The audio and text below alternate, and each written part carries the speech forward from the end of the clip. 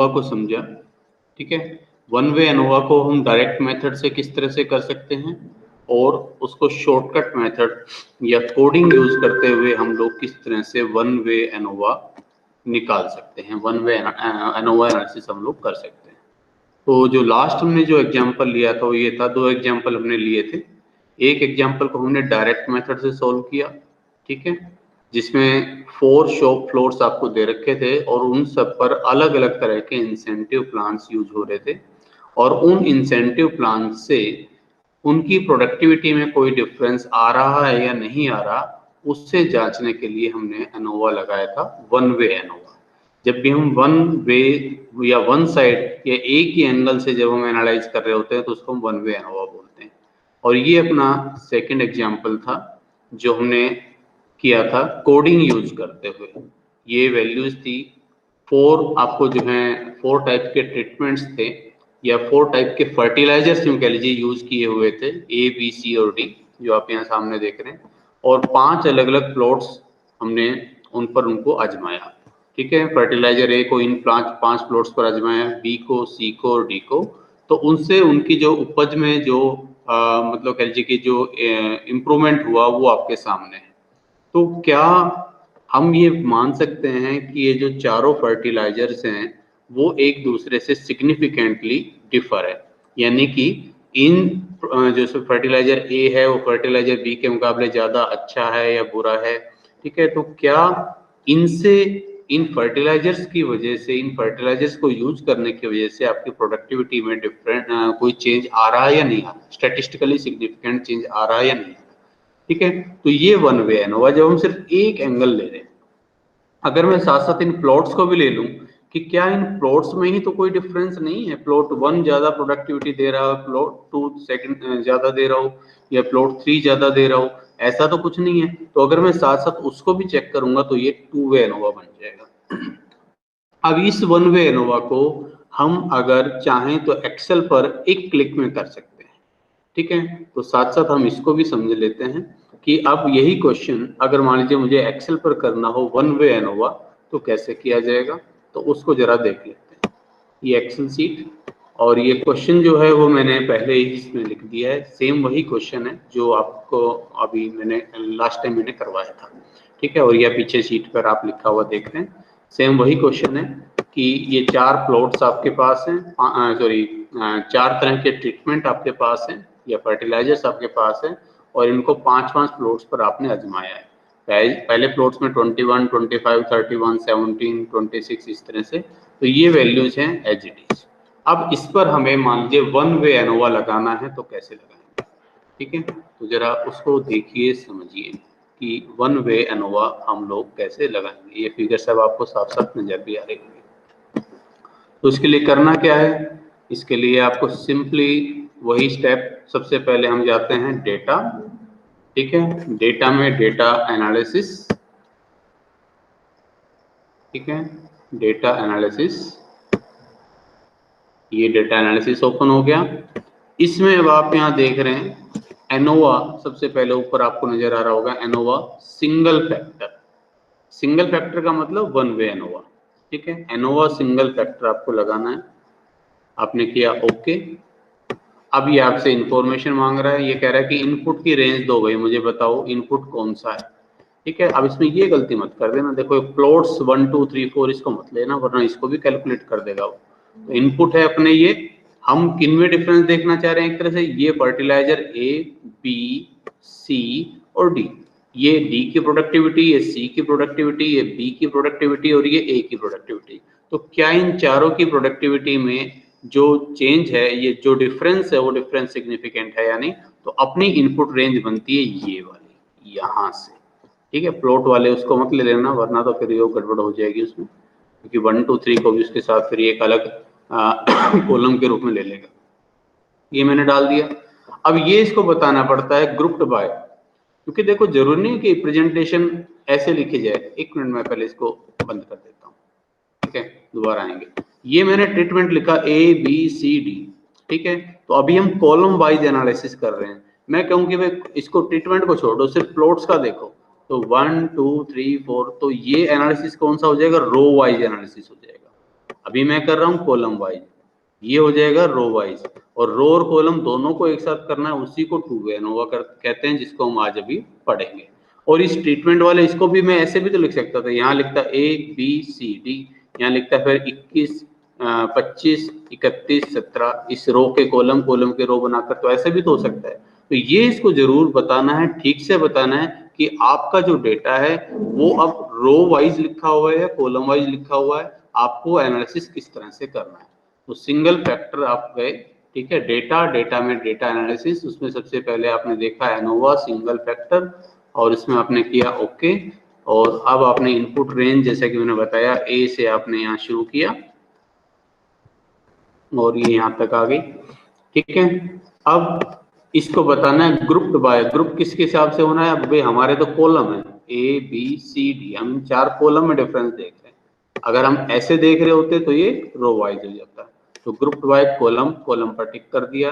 अच्छा, पहली रो क्या नाम बता रही है, ABCD, यस, पहली रो तो नाम बता रही है, इसलिए पहली रो का नाम हो गया, उसको हम बोलते हैं लेबल, ठीक है, लेबल फर्स्ट रो। ये मैं आपको कोरिलेशन रिग्रेशन से ही बार बार बताता आ रहा हूँ। अल्फा 0.05, आपको 2 टेबल मैंने दिखाई थी, एफ टेबल, एक 5% पर होती है, एक 1% पर होती है, आप कोई भी ले सकते हैं, हम 5% ले रहे हैं जनरली, तो मैं यहाँ इसको 5% रहने देता हूँ, बाय डिफॉल्ट आएगी भी 5%, ठीक है। और अब आपको आउटपुट कहाँ चाहिए ये इसको और बता दो। आउटपुट मैंने कहा कि आउटपुट तो भाई यहीं दे दो, बाकी ये नई वर्कशीट पर भी आपको दे सकता था आउटपुट, तो मैंने कहा भाई आउटपुट दे दीजिए हमें। अरे एक मिनट, एक गड़बड़ हो गई भाई, ऊपर क्लिक होते ही इनपुट का सिलेक्शन बदल गया, मैं एक बार फिर से कर दूं इसको। ये इनपुट मैंने सेलेक्ट किया, ठीक है, बाकी सब ठीक है। आउटपुट रेंज में पहले एक बार यहाँ क्लिक कर दिया करो, नहीं तो फिर ये जैसे ही इसको यहाँ क्लिक करोगे ना, इनपुट को बदल देगा, वो सिलेक्ट किया हुआ होता है। तो यहाँ से इसको देख लिया करो। अब यहाँ आपने किया, ये आ गया, ठीक है, ये सेल आ गया, सेल एड्रेस, कि भाई इन हमें जो इसका जो आउटपुट है वो हमें यहाँ दे दो। और देखो कल हमने कितनी कैलकुलेशन करी थी, कोडिंग करी थी, और अब हमने कितना करा है वो देखो। लेकिन हम ये करते क्यों हैं, जब तक हम मैनुअली करेंगे नहीं तब तक ये आउटपुट तो आ गया रिजल्ट, लेकिन ये पढ़ना नहीं आएगा, ये क्या आ गया वो हमारे समझ में कुछ नहीं आएगा, ठीक है। तो इसको समझने के लिए अपने हाथ से करना जरूरी है। आप देखो ये अलग अलग आपको बता रहा है, 4 ग्रुप्स थे ABCD, चारों में काउंट का मतलब चारों में 5-5 सैंपल थे, ये N1 N2 N3 N4 बताया। सम चारों का अगर इनका टोटल करें, ठीक है, जो ये डायरेक्ट मेथड के हिसाब से चल रहा है अभी, ठीक है, तो इन सबका ये टोटल, ये उनकी एवरेज, और ये उनका वेरिएंस, उन सबका अलग अलग वेरिएंस, ठीक है। और अब यहाँ देखो,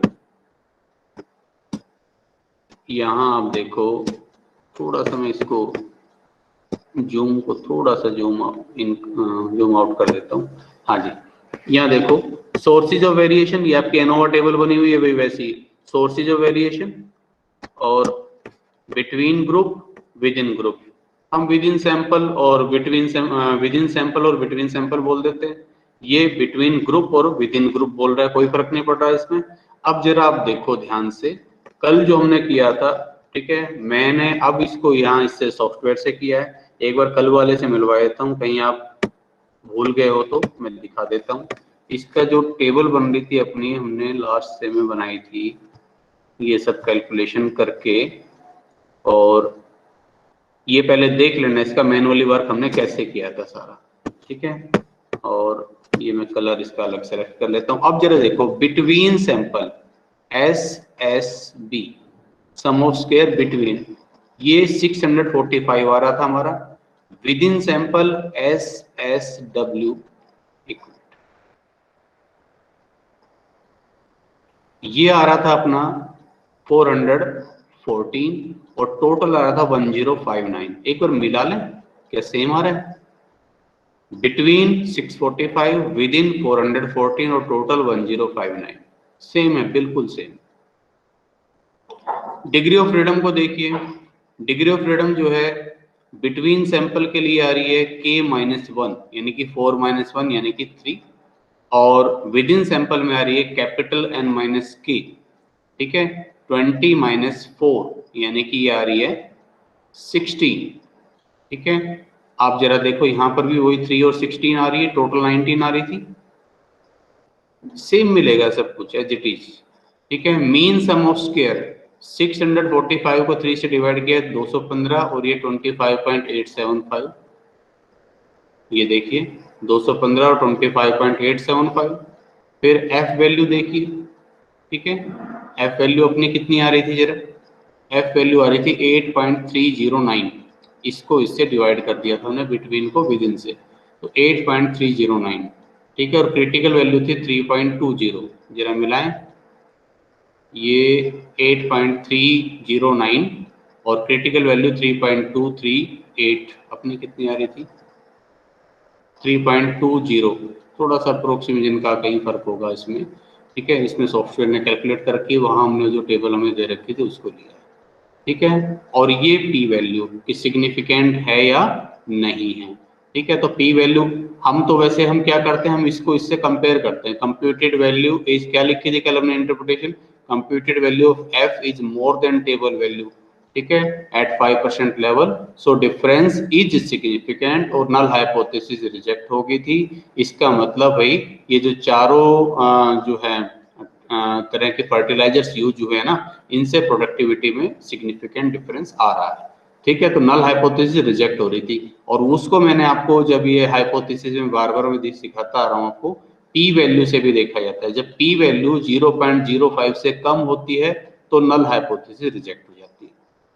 कारण मैं आपको कई बार एक्सप्लेन कर चुका हूँ। तो अब पी वैल्यू अरे 0.00147, इसका मतलब जो है ये पी वैल्यू जब 5% से कम आ रही है, इसका मतलब जो रिजेक्शन एरिया तक हम पहुंच रहे हैं उस रेंज से, ठीक है। तो इसका मतलब हमें अपनी नल हाइपोथेसिस को भी यहाँ रिजेक्ट करना पड़ेगा और अल्टरनेटिव हाइपोथेसिस को हमें मानना पड़ेगा। हम अल्टरनेटिव हाइपोथेसिस के एरिया में पहुंच गए हैं और हमें एक्सेप्ट करना पड़ेगा कि इन फर्टिलाइजर्स के कारण जो प्रोडक्टिविटी है वो सिग्निफिकेंटली चेंज हो रही है, ठीक है। तो आप देखें सॉफ्टवेयर का और इसका आउटपुट बिल्कुल सेम है, लेकिन अगर मैंने पहले सीधा ही सॉफ्टवेयर से निकाल कर आपको रख दिया होता तो आपको कुछ समझ में नहीं आना था कि ये चीज है क्या। अब जब हम मैनुअली कर चुके हैं, तब हम सॉफ्टवेयर से कर रहे हैं तो हम इसको इंटरप्रेट कर पा रहे हैं, ठीक है। इसलिए मैनुअल करना पहले जरूरी है। सॉफ्टवेयर किसने बनाया, आदमी ने बनाया, ठीक है ना। और उसको इंस्ट्रक्शन किसने दिए, हम लोगों ने दिए, इंसानों ने दिए, ठीक है। अब अगर मान लीजिए अब आपको यही नहीं पता कि हमने इंस्ट्रक्शन दी क्या थी, तो सीधा जो आउटपुट प्रोसेस उसको हम समझ नहीं पाएंगे कि ये चीजें कहाँ से निकल कर आ रही है। तो पहले मैनुअल करना जरूरी है, बाद में जब प्रैक्टिकली करते हैं तो सारा का सारा काम सॉफ्टवेयर से इसी तरह से इजीली हो जाता है, केवल एक क्लिक पर। ठीक इसी तरह से अपना टू वे एनोवा का भी काम होगा। अब टू वे एनोवा के बारे में भूमिका तो मैं काफी बना चुका, अब सीधा काम की बात पर आते हैं, ठीक है। इसको शुरू करते हैं। तो टू वे एनोवा का मैं एक एग्जांपल ले लेता हूं इसमें से। देखिए ये आपके पास 3 तरह के फर्टिलाइजर्स हैं, फर्टिलाइजर्स लिख नहीं पा रहा इसमें, फर्टिलाइजर्स, ठीक है। और ये हैं प्लॉट्स, ठीक। अब हुआ क्या है, 3 तरह के अलग अलग फर्टिलाइजर हमने आजमाए हैं 4 तरह के प्लॉट्स। ये प्लॉट्स हैं ए बी सी डी। मान लो ऐसे 4 अलग अलग गांव के प्लॉट्स, 4 अलग अलग गांव की जमीनें जहां हमने इन 3 फर्टिलाइजर्स को आजमा कर देखा। एक फर्टिलाइजर है नाइट्रोजन, दूसरा है पोटाश, तीसरा है फॉस्फेट, ठीक है, जो भी है वैल्यू। अब ये 6, 7 और 8 इतनी ईल्ड, इतना प्रोडक्शन हुआ इनसे, इतना इनसे प्रोडक्शन हो रहा है, इतना इनसे ईल्ड हमें मिल रहा है, ठीक है। इसी तरह से ये है भी 4, 6 और 5, यहाँ है 8, 6 और 10। हमें मेथड समझना है सीधा। ये है 6, 9 और 9, ठीक है। और इस बेस पर अब हमसे पूछा हुआ है कि आप हमें बताइए कि क्या जो फर्टिलाइजर्स हैं वो इस यील्ड को सिग्निफिकेंटली अफेक्ट कर रहे हैं, और क्या ये प्लॉट्स हैं वो इस यील्ड को सिग्निफिकेंटली अफेक्ट कर रहे हैं। मतलब मैं दोनों एंगल से देखना चाह रहा हूँ कि ये जो उपज है, इस उपज में सिग्निफिकेंट चेंज आ रहा है या नहीं आ रहा, किसके कारण, इस 3 तरह की फर्टिलाइजर्स यूज करने के कारण या किसी प्लॉट्स के कारण, अलग अलग प्लॉट्स के कारण। ठीक है, तो एक तो ये एनालिसिस हो जाएगा प्लॉट का एनालिसिस। प्लॉट कौन कौन से, ए बी सी डी, इस हिसाब से ये एनालिसिस बैठेगा, कॉलम वाइज एनालिसिस। हाँ जी, हाँ बताओ। हाँ मैंने दे दी, अब मैंने वही दे रखी है, आप देख लो, मतलब हाँ ठीक। तो ये आपके पास जो 4 प्लॉट्स आप देख रहे हैं, ए बी सी और डी, तो अब हम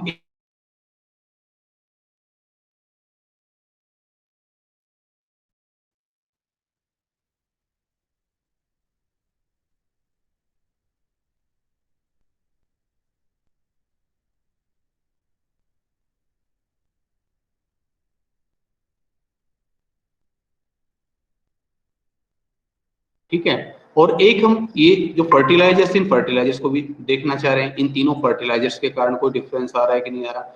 ये क्या है, पहली रो, दूसरी रो, तीसरी रो। ठीक है, पहली रो से ये प्रोडक्टिविटी, दूसरी रो के कारण ये प्रोडक्टिविटी, तीसरी फॉस्फेट के कारण ये वाली प्रोडक्टिविटी। तो ये कौन सा एनालिसिस है, ये हो गया रो वाइज एनालिसिस। ठीक है, तो ये अब हमारी नल हाइपोथेसिस बनेगी 2। पहली नल हाइपोथेसिस कि प्लॉट वाइज कोई सिग्निफिकेंट चेंज नहीं है, जो कॉलम वाइज एनालिसिस से पता चलेगा। ठीक है, और फर्टिलाइजर से भी कोई सिग्निफिकेंट चेंज नहीं आ रहा, ये हमें रो वाइज एनालिसिस से पता चलेगा। और फिर हम दोनों को टेस्ट करेंगे। हो सकता है दोनों रिजेक्ट हो जाए, हो सकता है दोनों एक्सेप्ट हो जाए, हो सकता है एक एक्सेप्ट और दूसरी रिजेक्ट हो जाए। मान लो ये वाली एक्सेप्ट होती है और ये वाली रिजेक्ट होती है, तो हम क्या कहेंगे कि भाई प्लॉट्स के कारण तो फर्क नहीं पड़ रहा, हाँ लेकिन फर्टिलाइजर जरूर फर्क डाल रहे हैं। या मान लो ये जो है, मान लीजिए शायद मैं उल्टा बोल गया, मैं फिर से दोबारा बोलता हूँ कि ये वाली मान लीजिए रिजेक्ट हो जाती है और ये वाली एक्सेप्ट हो जाती है, तो हम बोलेंगे कि इनके कारण, जो प्लॉट्स के कारण फर्क नहीं पड़ रहा, लेकिन फर्टिलाइजर्स के कारण जो है जरूर फर्क पड़ रहा है। ठीक है, रिजेक्ट होने का मतलब डिफरेंस सिग्निफिकेंट है। ठीक है, एंड वाइस वर्सा, इसी हिसाब से चलेंगे। अब इसके लिए भी मेथड डायरेक्ट भी हो सकता है और शॉर्टकट भी, लेकिन मैं कहूंगा कि आप शॉर्टकट मेथड ही यूज करो। ठीक है, और शॉर्टकट मेथड यूज करने से पहले अपना माइंड सेट कर लो कि क्या इसमें मुझे कोडिंग करने की जरूरत है। देखो छोटी छोटी फिगर है, 6, 7, 8, इनमें आप चाहो तो सब में से 4, मैं अगर इन सब में से 5 की वैल्यू घटा दूं तो और भी छोटे हो जाएंगे, आप चाहें तो ऐसे कर लीजिए। ठीक है, सब में से 5 घटा दो या सब में से 6 घटा दो, और भी थोड़े से छोटे हो जाएंगे। अगर आप करना चाहें ऐसा कर सकते हैं। ठीक है, तो बाकी मुझे इसमें कोई इतनी ज़्यादा ज़रूरत लग नहीं रही, इसमें पहले ही काफ़ी छोटी सी फिगर नज़र आ रही है, तो हम सीधा भी स्टार्ट कर सकते हैं। ठीक है, तो कोडिंग की अगर आवश्यकता हो तो आप करो, लेकिन ये जरूर ध्यान रखना जितनी भी वैल्यू घटाओ सब में से घटाओ। ये जोड़ो तो सब में जोड़ो, और मल्टीप्लाई करो तो सब में करो, और डिवाइड करो तो सबको करो। अब यहाँ डिवाइड तो सब हो नहीं पाएगी ना, मल्टीप्लाई करने से भी वैल्यू बढ़ेगी।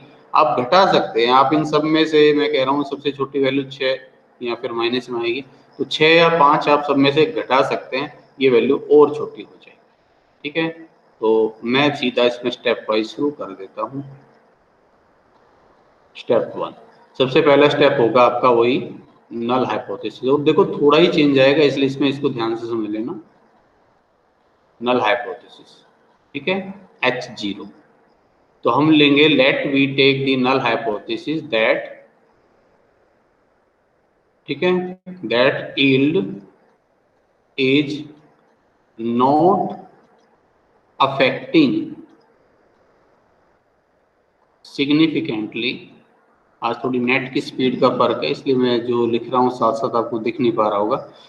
अफेक्ट सिग्निफिकेंटली, ठीक है, बिकॉज ऑफ, दो नल हाइपोथेसिस आएगी भाई इसमें, H0 पहली वाली, ठीक है, और H0 दूसरी वाली, दोनों को बोलेंगे H0 H0, ये H1 मत बोल देना। तो पहली नल हाइपोथेसिस और ये दूसरी नल हाइपोथेसिस, ठीक है, या A और B लिख दो।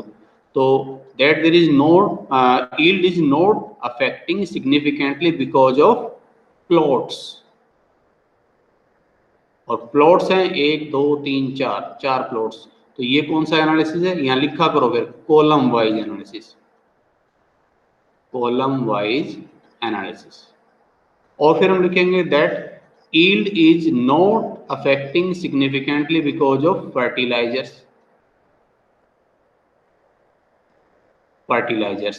और फर्टिलाइजर्स हैं यहाँ ये रो वाइज, तो ये इसका पता चलेगा हमें रो वाइज एनालिसिस, तो रो एंड कॉलम वाइज हम ये एनालिसिस करेंगे। ठीक, अब दूसरा स्टेप उसी की तरह टेबल और उसका टोटल जो हम किया करते थे, तो वही काम हम कर रहे हैं, बस एक एक्स्ट्रा कर लेना, मैं भी बताता हूँ आपको।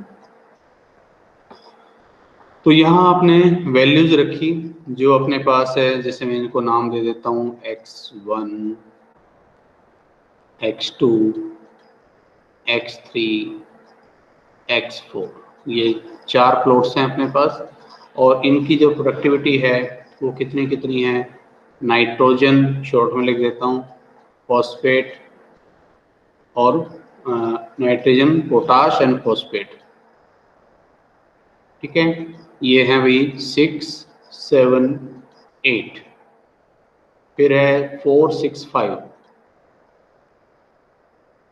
नेक्स्ट है जी 8 6 10 और 10, और नेक्स्ट है 6 9 9। अब देखो पिछली बार जब मैंने वन वे एनोवा में आपको बताया था, तो मैंने कहा था इन सबका टोटल करना है, अभी आपको कर लो टोटल, क्योंकि हमें टी निकालना होता है, टी सबका टोटल होता है।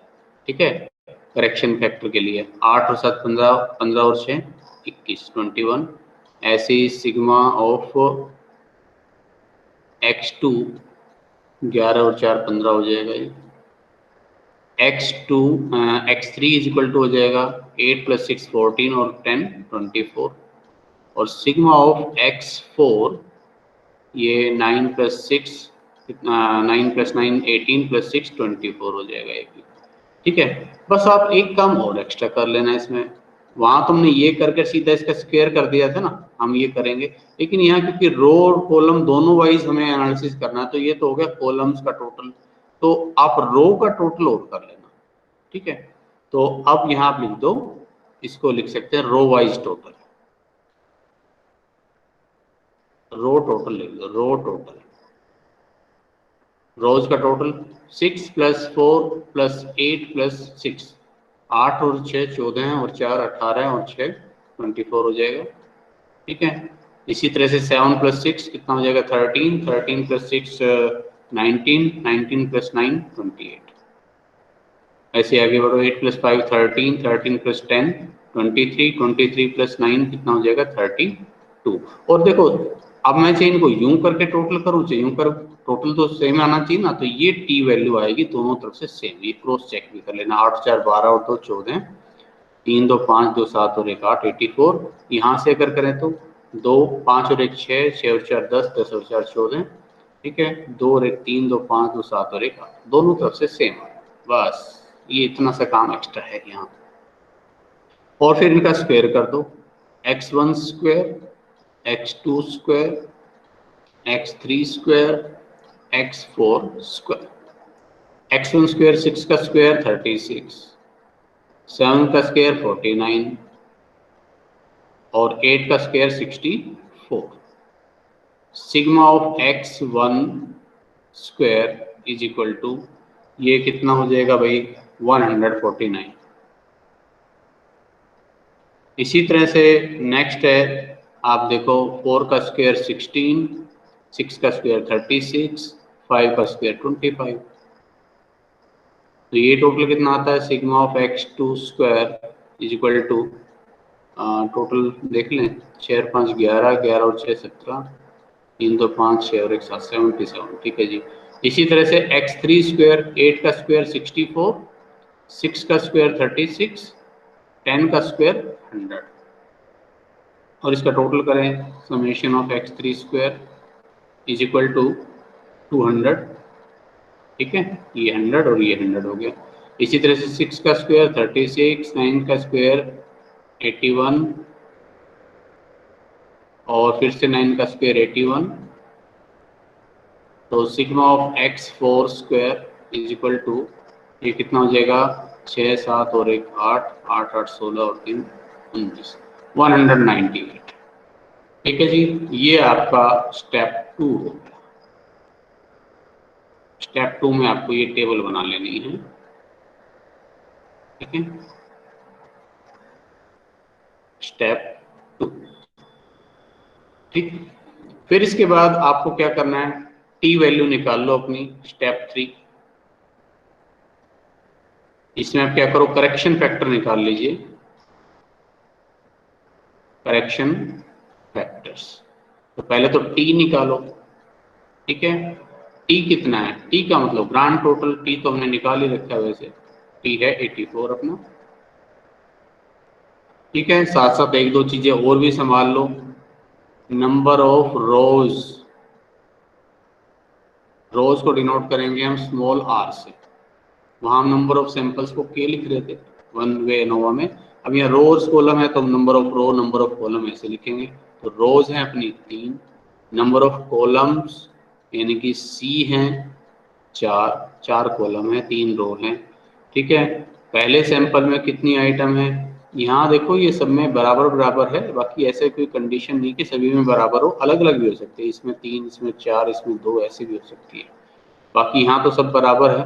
तो कैपिटल एन यानी कि कुल मिलाकर जितनी आइटम्स अंडर ऑब्जर्वेशन चल रही है, तो 3 रो और हर रो में मतलब 4 4 आइटम है। ठीक है, तो एक तरह से कितने हो जाएगी, 4 × 3 12 आइटम हो जाएगी। ठीक है, तो यहां से अब आपका करेक्शन फैक्टर निकल आएगा। करेक्शन फैक्टर ये हुआ करता था टी स्क्वायर, ठीक है, T square divided by N. ठीक है, 84 का स्क्वायर डिवाइडेड बाई एन यानी कि 12, 12 7 जा 84 और 84 को 84 मल्टीप्लाई 588, ये अपना करेक्शन फैक्टर आ गया। यहाँ तक भी सेम है, कुछ नया नहीं है। ठीक है, अब आपको क्या करना है, अब आपको निकालना है टोटल सम ऑफ स्क्वायर। ठीक है, चाहो तो यहीं पे निकाल लो, स्टेप 3 में ही कर दो, correction factor and TSS total sum of square, जो हमने कल निकाला था बिल्कुल वैसे निकलेगा, टोटल सम ऑफ स्क्वायर। ठीक है, और ये कैसे निकालते हैं, टोटल सम ऑफ स्क्वायर हम सिंपली करते हैं समेशन ऑफ x1 स्क्वायर, जो अभी हमने स्क्वायर किया, plus summation of x2 square plus summation of x3 square plus summation of x4 square. ठीक है, ये देखो अपने पास क्या था, ये जो थे। ठीक है, x1 square, x2 square, x3 square, x4 square, 149, 77, 200 और 198। मैं इनको चाहूँ तो यहाँ से भी टोटल कर सकता था, वो भी सेम आना था। ठीक है, तो मुझे इन सब के स्क्वायर्स का टोटल चाहिए, और उसमें से क्या किया करते थे हम, करेक्शन फैक्टर को घटा देते थे, उसमें से T square divide by N को हम लोग घटा दिया करते थे। तो ये वैसे ही है सब कुछ, इसमें कोई चीज नहीं है। तो समेशन ऑफ x1 स्क्वायर आ रहा था अपना 149। ठीक है, 149, 77 200, 77 200 और ये कितना था 198, 198 माइनस करेक्शन फैक्टर है T square divide by N, और ये वैल्यू आ रही है 588।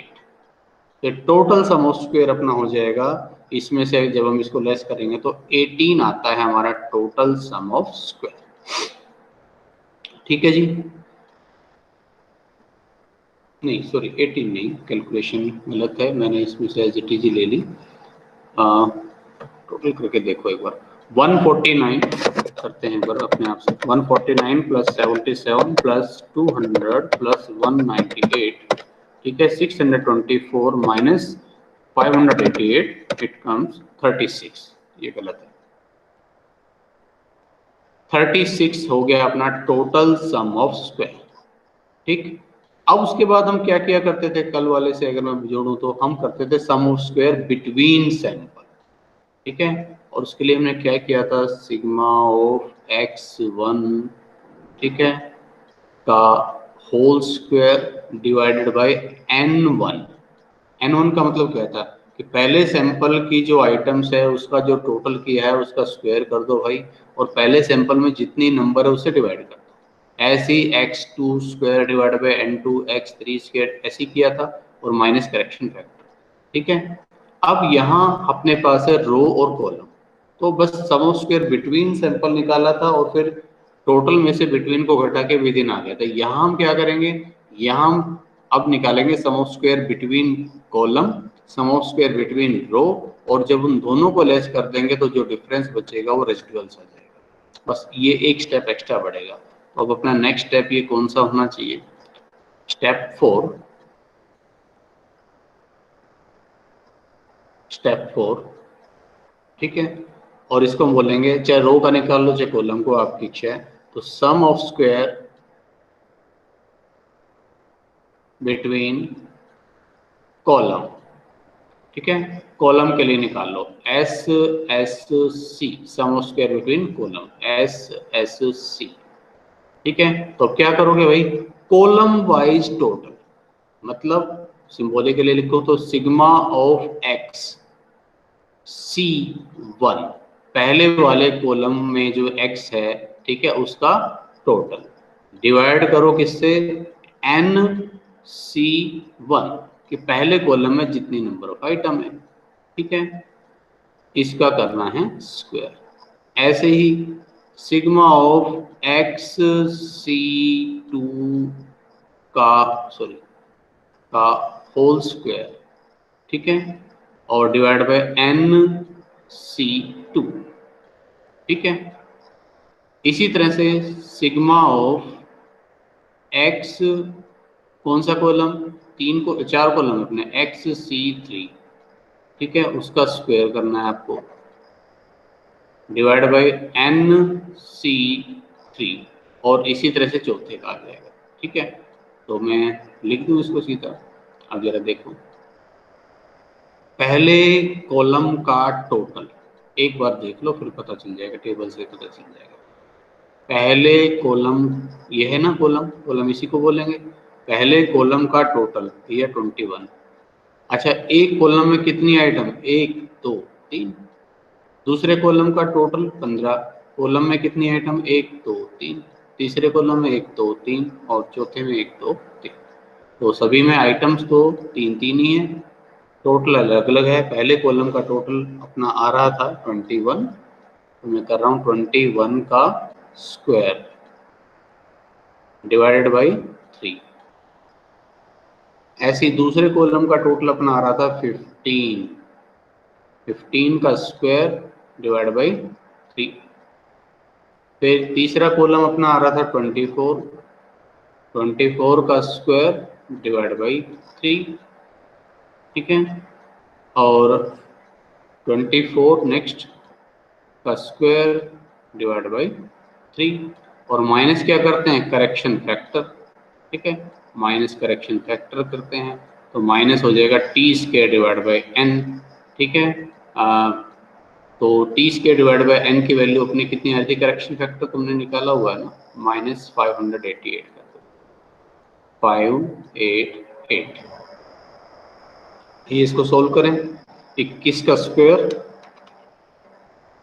डिवाइड बाई 3 147 आता है। 15 का स्क्वायर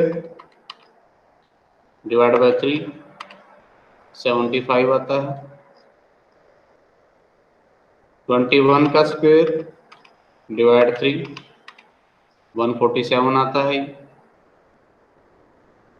24 का स्क्वायर, ये तो वही आ गया 147। ठीक है, 24 का स्क्वायर डिवाइड बाई 3 करते हैं तो गलत किया मैंने। 24 का स्क्वायर डिवाइडेड बाई 3 192 192 और ये भी 192 माइनस 588। तो अब एक बार टोटल करें, 177 प्लस 75 प्लस 192 प्लस 192 माइनस 588, ये आता है 48 नहीं है, कुछ कैलकुलेशन फिर से कुछ गड़बड़ है, 147। अच्छा मैं इसको 177 ले गया, सॉरी, एक बार दोबारा करता हूँ मैं। 147 प्लस 75 प्लस 192 प्लस 192 माइनस 588। हाँ जी, मैं इसको 177 लिख गया था, ये आता है 18। तो sum of square between column S S C, ठीक है, एस एस सी आ गया 18। अब हमें चाहिए रो वाइज, यही काम रो वाइज, कॉलम का आ गया तो रो का भी आ जाएगा।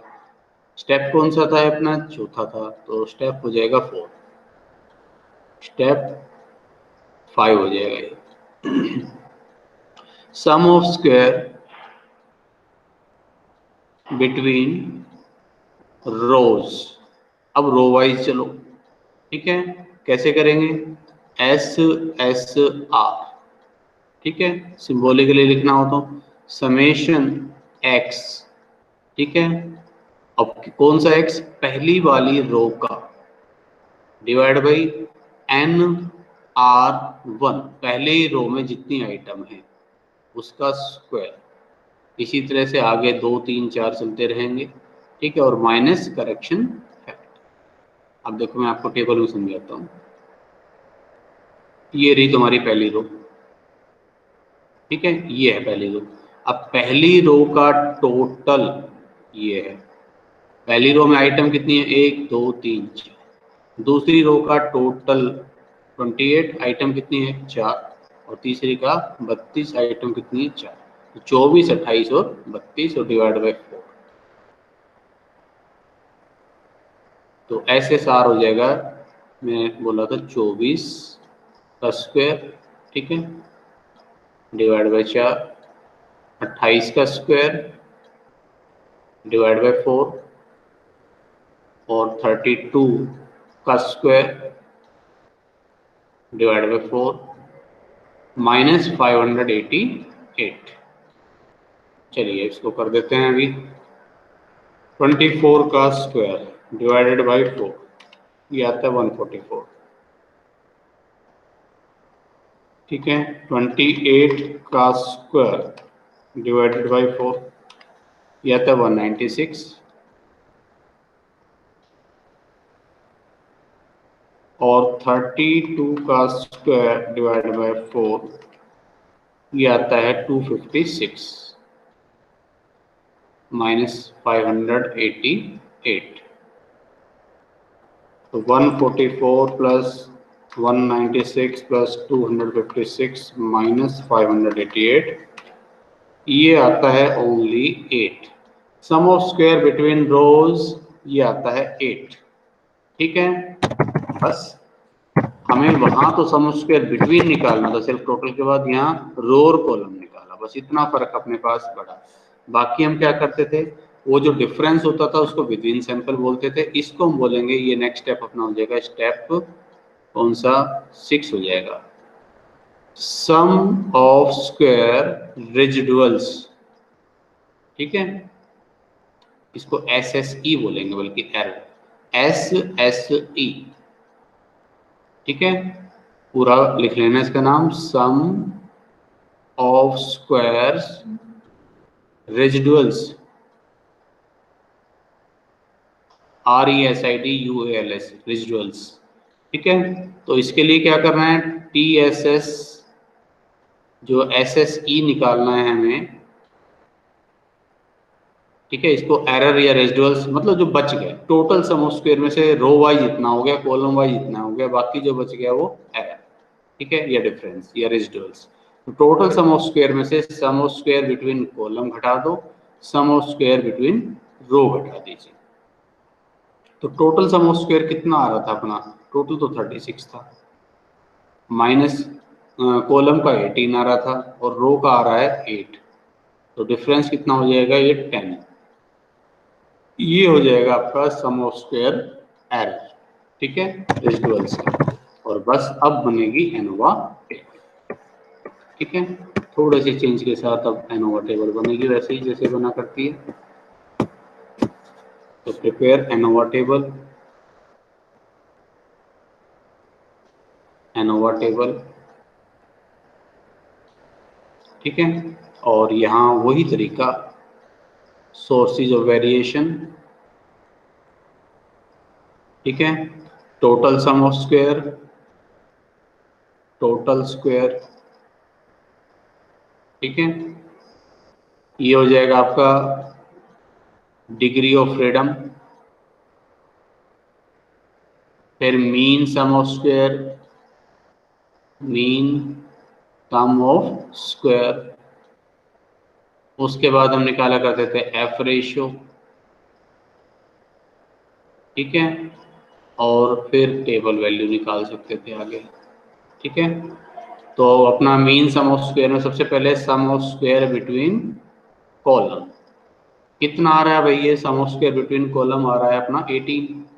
और इसकी डिग्री ऑफ फ्रीडम होगी, देखो डिग्री ऑफ फ्रीडम कैसे निकालते हैं, k माइनस वन, जितने सैंपल उतने माइनस वन। तो यहाँ कॉलम कितने हैं, उसमें से minus one, c minus one.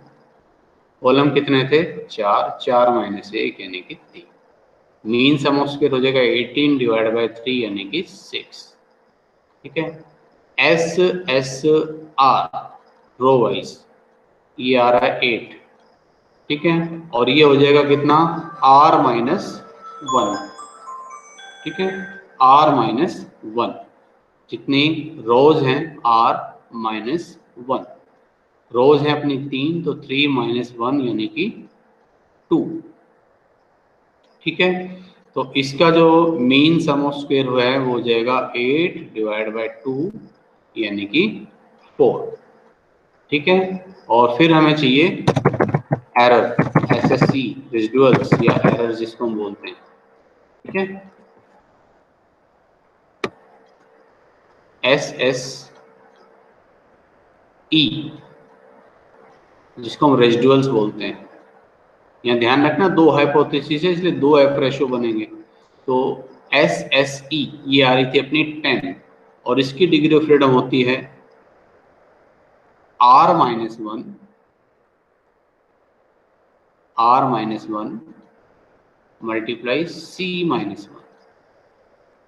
जितने नंबर ऑफ रोज हैं उनमें से एक घटाओ और जितने नंबर ऑफ कॉलम हैं उनमें से एक घटाओ, या इन दोनों को गुना कर लो, 3 2 जा 6 हो जाएगा। ठीक है, तो 4 रोज हैं अपनी कितनी, 2, तो 2 माइनस वन, नहीं sorry 3 minus one into 4 minus one.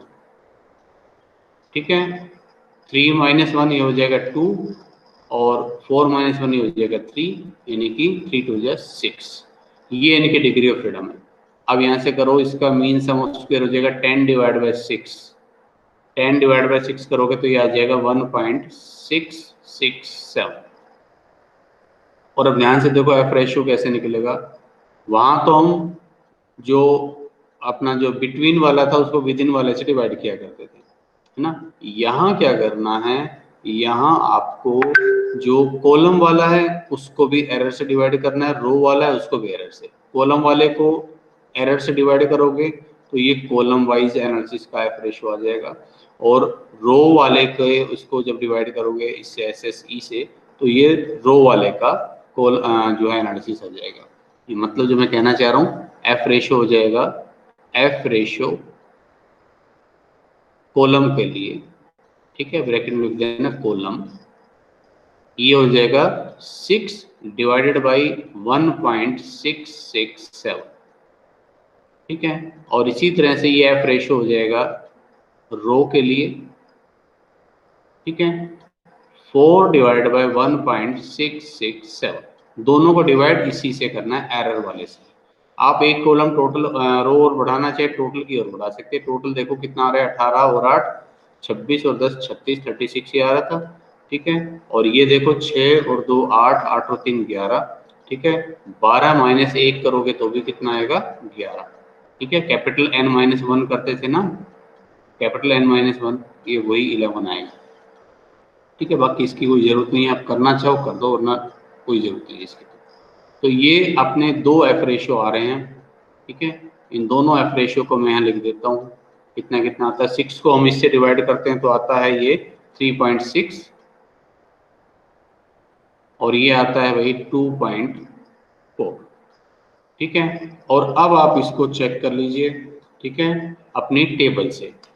तो टेबल जब हम चेक करेंगे तो देखो, जब इस कॉलम वाले की टेबल वैल्यू देखेंगे तो किस पर देखेंगे, 3 और 6 पर, न्यूमरेटर 3 डिनोमिनेटर 6, और कॉलम रो वाले की देखेंगे तो 2 और 6 पर। तो 3 6 और 2 6 पर मैं अभी फटाफट टेबल वैल्यू दिखा देता हूँ आपको। 3 और ये 6 4.76 और 2 पर है 2 और ये 6 5.14, 4.76 और 5.14, 4.76 और 5 पॉइंट कितना था, 5.79 नहीं सॉरी 5.14, 4.76 और 5.14, 5.14, ठीक है। देखिए कंप्यूटेड वैल्यू ये जो है इसकी 3.6 है और टेबल वैल्यू है 4.76, यानी कि नल हाइपोथेसिस एक्सेप्ट हो रही है कॉलम वाइज एनालिसिस में। इसी तरह से 2.4 और ये 5.14 नल हाइपोथेसिस एक्सेप्ट हो रही है रो वाइज एनालिसिस में भी। तो रो और कॉलम दोनों के हिसाब से ही नल हाइपोथेसिस एक्सेप्ट हो रही है। इसका मतलब नाइदर जो ये जो आपकी फर्टिलाइजर्स है nor the plots are significantly affecting the yields of, जो है जो भी आपको दे रखा है उस यील्ड्स को सिग्निफिकेंटली अफेक्ट नहीं कर रहा। अदरवाइज अगर कॉलम वाइज मान लो नल हाइपोथेसिस रिजेक्ट होती है तो हम बोलते हुए प्लॉट्स इसको कर रहे हैं, ठीक है। और अगर ये फर्टिलाइजर वाइज रो वाइज इसमें सिग्निफिकेंट डिफरेंस आ रहा होता तो हम बोलते भाई ये जो अपनी फर्टिलाइजर से वो इसको अफेक्ट कर रही है। लेकिन फिलहाल हम बोलेंगे नाइदर फर्टिलाइजर्स नोर जो अपनी दोनों नल हाइपोथेसिस एक्सेप्ट हो रही है। इसका मतलब दोनों नल हाइपोथेसिस की जो अजम्पशन थी कि जो फर्टिलाइजर्स हैं वो इसको सिग्निफिकेंटली अफेक्ट नहीं कर रहे और जो प्लॉट्स हैं वो भी इसको सिग्निफिकेंटली अफेक्ट नहीं कर रहे, तो दोनों की दोनों अपनी एक्सेप्ट हो जाती है, ठीक है। अब ये काम हमें करना पड़ा, इसके स्टेप्स आपको ध्यान रखने पड़ेंगे। ये स्टेप 6 था और ये स्टेप 7 हो जाएगा एनोवा टेबल। स्टेप 7 इंटरप्रिटेशन आप चाहें तो इसी वाले स्टेप में इंक्लूड कर लो, अलग से बनाना तो अलग से एक स्टेप बना लो। समझना आपको है, करना आपको है, नंबरिंग आपको देना है, ठीक है। अब देखो यही काम अगर हमने एक्सेल पर किया होता तो इसमें कितनी देर लगनी थी, ठीक है। एक्सेल पर मैं जाता हूँ, डेटा एंट्री मैंने पहले ही कर रखी है ताकि यहाँ समय ना लगे ज़्यादा, ठीक है। वही क्वेश्चन मैंने लिया हुआ है, अब मैं इसी को ही एक्सेल पर करके दिखाता हूँ आपको, देखिए कितनी जल्दी होता है, ठीक है। हम गए डेटा और डेटा में डेटा एनालिसिस, उसमें अब देखो आपको दिखेगा एनोवा 2 फैक्टर, ठीक है। ऊपर है एनोवा सिंगल फैक्टर, उसके बाद है ANOVA 2 factor with replication, ANOVA 2 factor without replication. With replication वाले के लिए रो और कॉलम दोनों बराबर होने चाहिए और उसमें जब हम एक सैंपल पर एक से ज्यादा टेस्ट लगाते हैं तब जरूरत होती है। तो आपको यहाँ कौन सा यूज करना है, आपको विदाउट रेप्लिकेशन वाला यूज करना है, ध्यान रखना, ठीक है। ANOVA 2 factor without replication. अब ये मैं इसको तो जूम नहीं कर पा रहा, पता नहीं आपको दिख रहा है कि नहीं, लेकिन आप जब करके देखेंगे तो एनोवा सिंगल फैक्टर, उसके बाद ANOVA 2 factor with replication, ANOVA 2 factor without replication, और आपको विदाउट रेप्लिकेशन वाला लेना है। ओके करिए। अब ये आपसे पूछेगा कि भाई मुझे इनपुट की रेंज बताओ, कहाँ से लूँ मैं इनपुट, ठीक है। इनपुट की रेंज पूछ रहा है वो, तो इनपुट की रेंज बताते हैं भाई इसको, कहाँ गया अपना इनपुट। एक्चुअली जूम करने से काफी थोड़ा बड़ा सा हो रहा है, कोई बात नहीं। तो अब यहाँ इनपुट देखो, अब यहाँ ये और ये पूरा हमें सेलेक्ट करना है क्योंकि ये इधर से हमें रो वाइज एनालिसिस भी चाहिए और ये कॉलम वाइज एनालिसिस भी चाहिए, तो पूरा मैंने सेलेक्ट कर दिया इसको, ठीक है। अब इसने पूछा लेबल है, बिल्कुल है भाई। इधर ये फर्स्ट रो लेबल पर टिक करते हैं, इसका मतलब पहले कॉलम और पहली रो को ये लेबल ले लेगा, नाम की तरह ले लेगा, उनको कैलकुलेट नहीं करेगा। तो लेबल को मैंने टिक कर दिया। अब उसके बाद इसने पूछा कि आउटपुट कहाँ दिया जाए भाई, हमने कहा आउटपुट भाई हम ले लेते हैं यहीं पर ही ताकि आपको दिखा सकें। ओके, और अब जरा देखिए क्या रिजल्ट इसमें निकल कर आता है, क्या आप उसको समझ पा रहे हैं।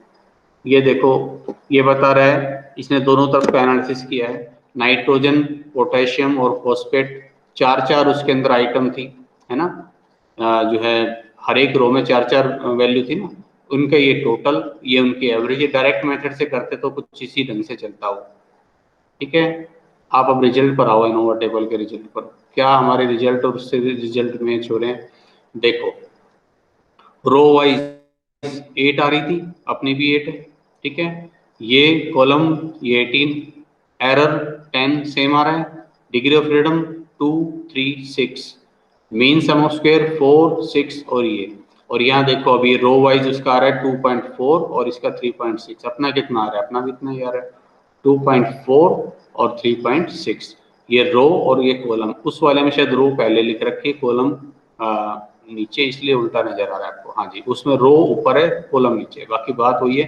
रो का दे रखा है 2.4, कॉलम का 3.6, ठीक है। और ये इनकी क्रिटिकल वैल्यू जो हमने अभी निकाली 5.14 और 4.76, शायद मैं बोल रहा था, ठीक है, उतनी ही है। लिखी थी कि नहीं लिखी थी मैंने, 4.76 और 5.14 बिल्कुल सेम है, बिल्कुल ठीक है। और हाइपोथेसिस एक्सेप्ट होगी या रिजेक्ट होगी, तो वो हमने क्या किया, नल हाइपोथेसिस एक्सेप्ट की है, क्योंकि हमारी एफ वैल्यू क्रिटिकल वैल्यू से कम है, तो null hypothesis accept. P value से हम करेंगे तो कैसे करते हैं कि 0.05 यानी कि 5% से अगर कम है तो नल हाइपोथेसिस रिजेक्ट होती है, हम यही पढ़ते आ रहे हैं। तो यहाँ 0.05 से अधिक है तो नल हाइपोथेसिस एक्सेप्ट, 0.05 से अधिक है तो नल हाइपोथेसिस एक्सेप्ट। इसका मतलब नाइदर ये रोज नाइदर कॉलम ये सिग्निफिकेंटली एक दूसरे से डिफर है। इसका मतलब ये है कि जो आपकी फर्टिलाइजर्स है या जो प्लॉट्स है वो आपकी जो ईल्ड है उसको सिग्निफिकेंटली अफेक्ट नहीं कर रहे हैं, ठीक है। तो ये इसका नतीजा, ये आपका रिजल्ट इस आपको इसमें देना है, ठीक है। Am I audible? Yes sir. अच्छा, कोई आवाज नहीं आ रही थी इसलिए मुझे लगा। चलो ठीक है बेटा, फिर ये अपना एनोवा कंप्लीट होता है, प्रैक्टिस आप कर लीजिएगा, ठीक है। Next time